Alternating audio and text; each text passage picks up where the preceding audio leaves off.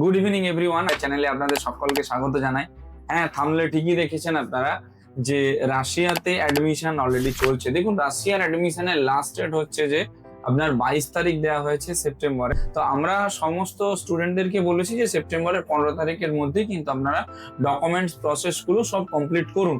কারণ সেপ্টেম্বরের 15 তারিখের মধ্যে যদি প্রসেস কমপ্লিট না করেন, অ্যাটলিস্ট মিনিমাম 7টা দিন সময় লাগে ডকুমেন্টস গুলোকে সব অ্যাপোস্টাইল করে, আপনার স্টুডেন্ট ভিসা রেডি করে, স্টুডেন্টের এক্সাম অর্গানাইজ করে, বা স্টুডেন্টের অ্যাডমিশন লেটার অর্গানাইজ করতে হয়, বা স্টুডেন্টের আপনার ইনভিটেশন লেটার অর্গানাইজ করতে, এই সমস্ত জিনিসগুলো কমপ্লিট করতে মিনিমাম সময়টুকু দিতে হবেই যাকে ধরে আপনি কাজ করাচ্ছেন। অ্যাব্রোডে যারা অ্যাডমিশনের ক্ষেত্রে প্ল্যানিং করছেন তাদের কাছে এই টাইমটাই পারফেক্ট টাইম। দেখুন, ইন্ডিয়াতে অ্যাডমিশনের জন্য যে কাউন্সিলিং প্রসিডিওর রয়েছে সেটা যেমন পেছোচ্ছে, ঠিক তেমনই আদার্স কান্ট্রিগুলোতে যে পেছোবে তার কোনো মানে নেই। প্রতিটা কান্ট্রি কিন্তু তাদের অ্যাডমিশন স্কেডিউলটা তারা ফিক্সড রেখেছে। ইন্ডিয়ারটা এই বছর অনেকটাই পিছিয়ে গেল, প্রচুর পিছালো, অনেকটাই মানে প্রচুর পিছিয়ে গেল।